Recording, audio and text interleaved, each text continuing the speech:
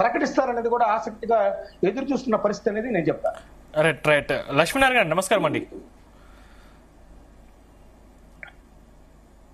Good morning. ఒక్క మాటలో చెప్పాలంటే రాజకీయ ప్రస్థానంపై, జనసేన రాజకీయ ప్రస్థానంపై ఏం చెప్తారు? అంటే అక్కడ ఏపీ డిప్యూటీ సీఎంగా పవన్ కళ్యాణ్ ఉండడం, అదేవిధంగా నాగబాబు ఎమ్మెల్సీ ఎన్నికై ఇప్పుడు మంత్రి కాబోతుండడం, ఇవన్నీ చూస్తుంటే మీకు ఎలా అనిపిస్తుంది? అంటే భవిష్యత్తులో మీ పార్టీని బలంగా ఢీకొట్టబోయే పార్టీ జనసేన అంటే ఒప్పుకుంటారా? సందీప్ గారు, మీకు ప్యానల్ సభ్యులకి, జీ తెలుగు న్యూస్ వీక్షలకు యాజమాన్య గారు హృదయపూర్వక నమస్కారం అండి. జనసేన పార్టీ 2014 మార్చి 14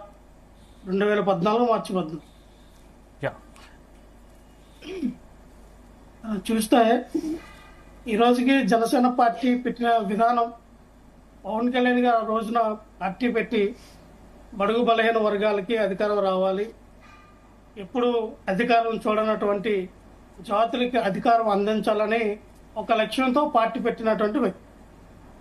కాలక్రమేణా అవన్నీ కూడా ఏమైనాయి అంటే ఆయన ఒక 7 సిద్ధాంతాలు తీసుకొచ్చాడు. ఆ 7 సిద్ధాంతాలు కూడా మరి 7 కొండల వరకు అప్పచెప్పిస్తున్నట్టున్నారు. అవంతా కొండెక్కేసి గోవింద నామస్మరణం అయిపోయినాయి. ఎందుకంటే మనం పెట్టుకున్న సిద్ధాంతాలు వేరు, ఈరోజు చేస్తున్నటువంటి ఆ రాజకీయాలు వేరు. అంటే మనం రాజకీయాల్లో ఏదైనా చేయొచ్చు, రాజకీయ అవసరాల కోసం మనం ఎంతకైనా దిగజారిపోవచ్చు. ఒక రాజకీయ అవసరాలు తీర్చుకోవడానికి ఆత్మ అభిమానాన్ని, మనకున్నటువంటి పౌరుషాన్ని, మనకున్నటువంటి విధానాన్ని, సిద్ధాంతాలను కూడా తాకట్టు పెట్టచ్చు అని ఎవరు బట్టి నేర్చుకోవాలంటే పవన్ కళ్యాణ్ గారిని బట్టి మనం నేర్చుకోవాలి.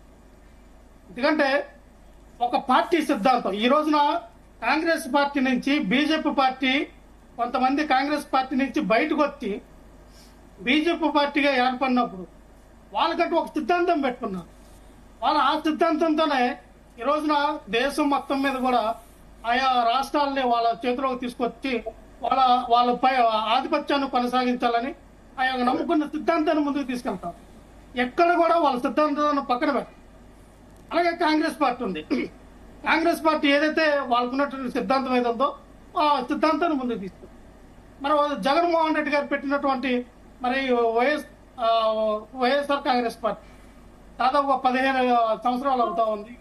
క్రమంలో మొన్ననే 12 తారీఖున పార్టీ ఆవిర్భావ దినోత్సవం కూడా మేము చేసుకోవడం జరిగింది. అంటే జగన్మోహన్ రెడ్డి గారు తీసుకొచ్చినటువంటి ఆయన ఒక సిద్ధాంతం, తను నమ్ముకునే సిద్ధాంతం ఏదైతే ఉందో, తన తండ్రి పరిపాలన కన్నా నేను ఎక్కువ పరిపాలించాలి, ప్రజలకి మన్ననలు పొందాలి. తన తండ్రి ఏ విధంగా అయితే ప్రజలు దేవుడిలాగా భావించి ప్రతి ఒక్క దేవుడి పూజకథలో ఆయన తండ్రి పట్టం పెట్టుకుని పూజిస్తూ ఉన్నారు, అలాగే నాకు కూడా ఆ రకంగా అటువంటి కీర్తి ఉండాలి, నేను ఆ రకమైనటువంటి పరిపాలన అందించాలి, పేద బడుగు బలహీన వర్గాలకి, పీడిత వర్గాలకి అందరికి కూడా మరి ఏదైతే విద్యా వైద్యాన్ని మరి ఉచితంగా అందించాలి, వాళ్ళని డెవలప్ చేయాలి, రాష్ట్రాన్ని వాళ్ళకి అనుకూలంగా మరి ప్రభుత్వ ఉద్యోగాల కల్పనలో కూడా ముందుంటే ఈ రోజున 6,40,000 ఉద్యోగాలు, ప్రభుత్వ ఉద్యోగాలు క్రియేట్ చేసినటువంటి మొట్టమొదటి సీఎం. చూడండి, ఎవరు కూడా ఒక 4 సంవత్సరాలు నేను విజనాన్ని 4 సార్లు నేను సీఎం అయ్యాను, 4 సార్లు ఈ రాష్ట్రాన్ని పరిపాలించినటువంటి విజనరీ కూడా 34,000 ఉద్యోగాలు మాత్రం ఇచ్చారండి. మీరు రికార్డ్ కావాలంటే గూగుల్లో కొట్టండి. అటువంటి మరి అమిత సాధ్యం కనేటువంటి పరిస్థితులు కూడా జగన్మోహన్ రెడ్డి గారు 2 సంవత్సరాలు కరోనా పాండమిక్ లో కూడా అటువంటి మంచి పరిపాలన అందించారు. సో ఈ రోజున పవన్ కళ్యాణ్ గారి గురించి మనం వస్తే ఆయన నమ్ముకునే సిద్ధాంతాలు పక్కన పెట్టేశారు. ఈ రోజున నేను సెక్యులరిజం అని చెప్పారు, నాకు తెగువారికి ఉన్నటువంటి ఆశయ సాధన ఉందన్నారు.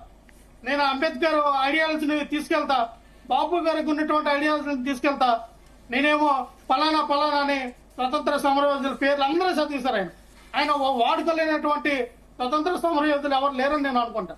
కానీ ఈ రోజు నేను చెప్తా ఉన్నారు, నేను సనాతన ధర్మాన్ని, సనాతన హిందువుల కోసం పరిరక్షణ కోసం వచ్చినటువంటి కలియుగంలో 10 దశావతారం నేను వ్యక్తిని, నేను కలియుగం గురించి పుట్టిన దేవుణ్ణి, నేనే దేవుణ్ణి అని చెప్పి ఆయన ప్రచారం చేసుకున్నా.